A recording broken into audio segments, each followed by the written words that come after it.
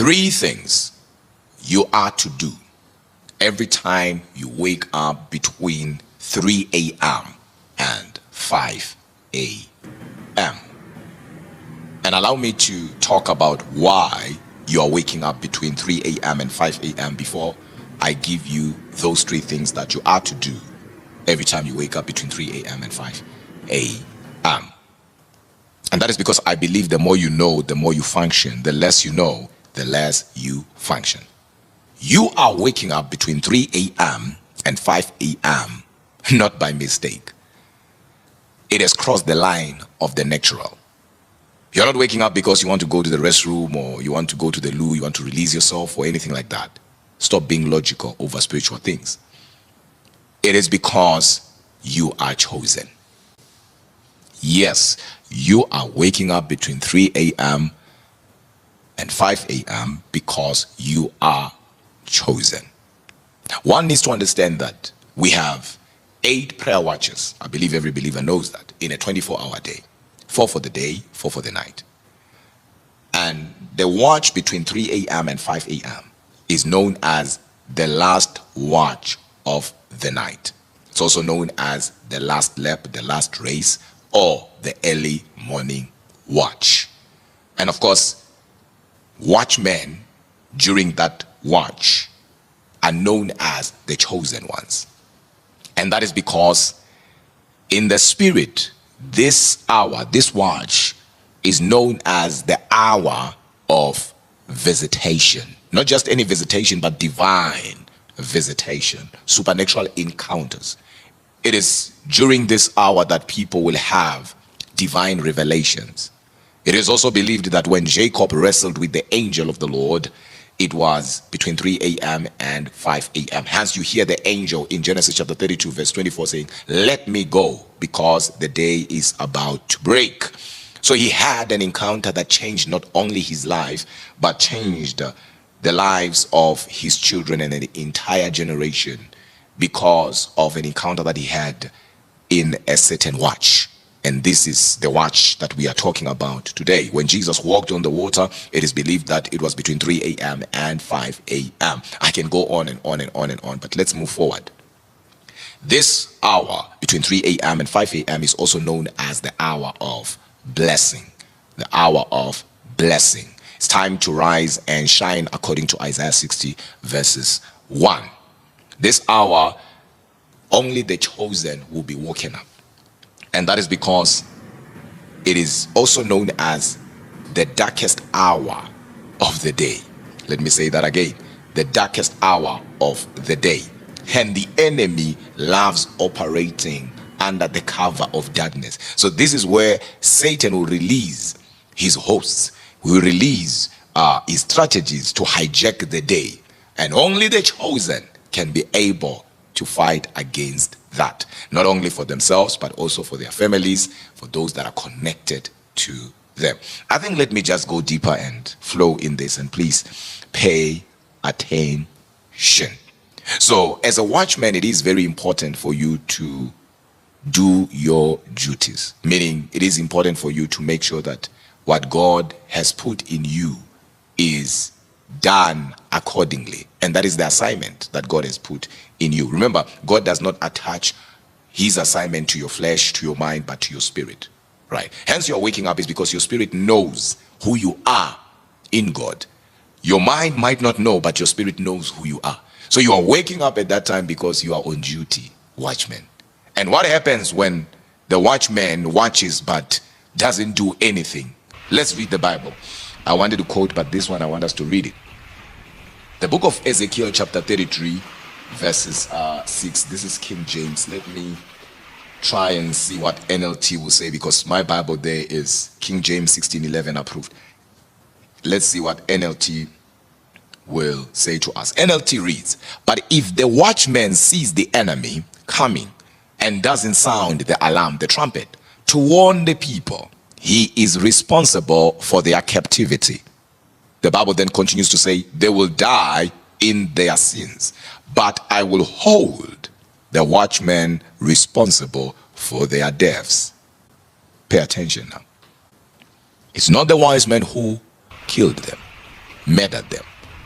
But God is not holding the enemy responsible, but the watchman. That tells you that a watchman is a gatekeeper. The watchman's responsibility is bigger than what we think. That if lives are lost, God will come back and look for the watchman and hold the watchman responsible. Some of you don't understand that your inability to watch will cause distraction, not only in your life, but also in the lives of those that are connected to you. And some of you are called to watch over a generation. That the whole generation will begin to walk in the light of God because of you. Will begin to walk in truth because of you. Hence, it is important for you to take what we are talking about serious. Especially if you know, no jokes around it, you always wake up between 3 a.m. and 5 a.m. and you did not know why. The answer is simple. You are chosen and you are a watchman. Now, the first thing that you need to do every time you wake up between 3 a.m. and 5 a.m. Number one, the very first thing that you need to do is to try and remember your last dream before waking up. Why your dream? Is because God speaks through dreams. And once you remember your dream, you will then know what to pray for. Because the mistake that chosen people, watchmen, make is to put prayer above the voice of God, and they end up praying in vain and they end up shooting in blanks. But if you pray yet you know what God is saying you should pray for, then you are praying from the victory point. And I believe it is important for you to hear me and hear me very well. So you need to remember your last dream. Why, Apostle? Job 33 verses 14 and 15, or even quote 16, says, God speaks once, yet twice, but men perceiveth it not. Verse 15 says, in a dream, in a vision of the night, when deep sleep falleth upon men. Verse 16 then God says, then it says, he opens, who? God, opens the ears of men and seal their instruction for the day. Meaning every time one wakes up from a dream, one wakes up from their sleep, they already have the instruction of the day. Can you believe that? Can you believe that? They already have instructions of the day. Hence, it is important for you not to ignore your dreams. It is important for you not to take for granted your dreams, because God speaks through dreams. So the moment you remember your dream, I know that there are people who are saying, but I don't understand my dreams. That's because dreams are symbolic. Not every dream is clear. Some dreams are spiritual dreams. Some dreams are spiritual visions. Some dreams are prophetic dreams, as much as we have new opinion kind of dreams, right? So not every dream will be clear as to this is what you need to do from here to here. But then you need to perceive. That's what the Bible says. God speaks once, yet twice, but men perceiveth it not. The word perceiveth it not there is the word unable to interpret what God is saying. Hence, you need to study the meaning of spiritual dreams, so that at the end of the day, you yourself know exactly what a dream that involves animals, lions, colors, numbers mean, so that you are not somebody who's everywhere but not anywhere, because God is talking to you, but you need to be able to decode that which was encoded into your spirit. So the first thing, you remember the last dream you had before waking up, and then you pray accordingly. You then pray accordingly, because some people will be praying for their marriages, yet God is saying your marriage is not under attack. What is under attack is your finances. What is under attack is your spiritual life. What is under attack is your baby in 3 weeks from now. What is under attack is your job, is your business in 4 years from now. That's why prayer is the only thing that can go to the future and wait for us. And we see that in the book of John chapter 17, when Jesus prayed for those that will still believe in his name. So when you pray after hearing the voice of God, you are not going to pray in vain. So praying without knowing exactly what to pray for, and praying in the physical, I'm not talking about praying in tongues, a different level altogether. you will end up praying in vain because you are shooting in blanks. You might be addressing an issue that needs not to be addressed. So that is the first thing. Try and remember your dream and pray accordingly. The second thing is to meditate. Let's say you wake up between 3 a.m. and 5 a.m. You can't remember your dream.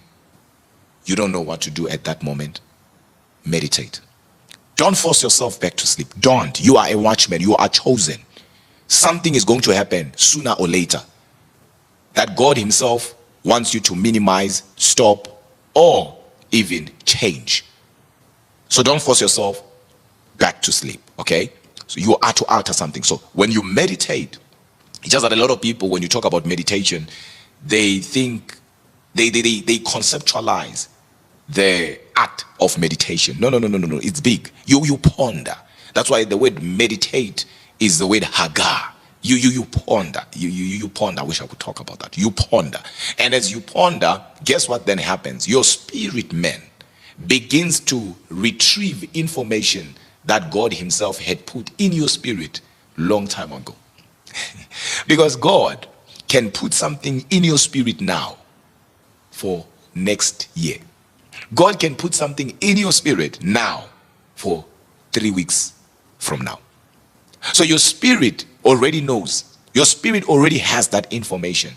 But guess what now? Because there is a bridge between your spirit and your mind, which happens to be your soul in there, which happens to be your soul.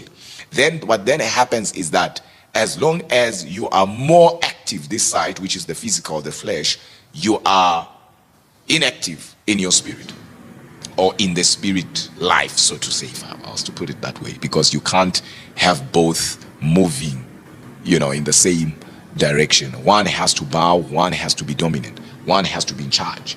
So 3 a.m. and 5 a.m., that's where now your spirit man is more active. So when you meditate and you begin to ponder, your spirit then retrieves and gives it to your mind. You all of a sudden start perceiving things. You all of a sudden start feeling things, hearing things, sensing things. Nobody told you this is going to happen, but you begin to know by intuition. It's called perceiving. That's why the Bible then says, and Paul said to them, I perceive that this voyage here is going to have problems. I perceive that this ship here, we're going to have a shipwreck here. And they did not believe him. Aspects said, it's crazy, the weather is good. Let's go, let's sail. And they had a shipwreck that Paul himself ended up praying for them, and he asked God not to allow anyone to die there. But Paul never said an angel spoke to me. Paul never said I had a dream, as a matter of fact. He never said God spoke to me. He said I perceive. So every chosen person, every seer has that intuition, that ability to perceive. We call it inward knowledge, knowing without anybody telling you. And that is because your spirit gives it to you. Why is your spirit giving it to you? How does your spirit know? Your spirit is a part of God. And that is the same spirit that will know things without any man telling your spirit. One will say, Apostle, this is too deep. Yes, it's too deep. How did Adam know the names of the animals without God telling him the names of the animals? It's because his spirit was more awakened. His spirit was more alive. So without anybody telling him the names of the animals, he had the answers. He looked at a zebra, he said, you are a zebra. He looked at a lion and said, you are a lion. He looked at a crocodile and said, you are a crocodile. And he looked at a cockroach and said, yes, you are a crow, but crotch, not a crocodile. Anyway, let's flow. So it is important for you to meditate. Some of you begin to see even things that are happening in the lives of those that matter in your life. Some of you begin to know without anybody telling you, and you then pray accordingly. Then, of course, the last thing, which is the third thing that you are to do every time you wake up between 3 a.m. and 5 a.m. is to raise or make declarations. You see, when you read the Bible in the book of 1 Thessalonians chapter 5 verse 17, Paul says pray without ceasing. And the word pray there does not mean what most people think it means. For an example, in the book of Luke chapter 4 verse 18, Jesus says men ought to pray always and not to faint. Now we have pray here, we have pray here. Pray in Luke 4 verse 18, we have pray here in 1 Thessalonians chapter 5 verse 17. This pray and pray sounds the same, spells the same, appears the same, but does not mean the same thing. In the Bible, we have so many words that are duplicated. They sound the same, they spell the same, but they don't mean the same thing. So the pray in Luke 4 verse 18 is the word prosuke, or rather is from the Greek word prosuke. Prosuke means two-way communication. Because prayer, anyway, is not an analog but a dialogue. It's you speaking to God and God speaking to you. So that's prosuke. But the pray in 1 Thessalonians chapter 5 verse 17 is not prosuke but prosuke mai. Prosuke mai is when you are making decrees. Hence he said, pray without ceasing. Meaning make decrees without ceasing. Make declarations without ceasing. Meaning I'm in the bathroom, I'm declaring. I'm driving, I'm declaring. I'm at work, I'm muttering but declaring at the same time. Mutter means I'm saying something, people can hear me, but I can hear what I'm saying. So you are declaring even there. So when you wake up between 3 a.m. and 5 a.m., start commanding your morning. Command the day. Okay? And how do you do that? You do that by prophetically raising and making declarations. The Bible says in the book of Job chapter 22, thou shalt decree or declare a thing and it shall be established. As a matter of fact, let me quickly confirm that, because I don't want people to miss the revelation. Job chapter 22 verse 28, thou shalt also decree a thing and it shall also be what? Established. So every time you wake up at that time and you begin to speak things that are not as though they are established. That's what the Bible says. Speaking things that are not as though they are. So take advantage of that moment. Take advantage of that time. One will say, but how long should I pray when I wake up between 3 a.m. and 5 a.m.? And to answer you, you pray until you know it's done. Some can pray 1 hour, some can pray 45 minutes, some can pray 30 minutes, some can pray even 10 minutes. It is important for you to know that before I say amen, before I say that is so, I need to know in my spirit, I need to feel it in my spirit, I need to receive confirmation in my spirit that it is done. So the moment you feel it is done in your spirit, the moment you know it is done in your spirit, then you can go back to sleep. And most people who are running businesses, companies, most of them will tell you that they received those divine ideas between 3 a.m. and 5 a.m. So you are waking up between 3 a.m. and 5 a.m. because you are chosen. And in the prophetic we say, this is the hour of the chosen.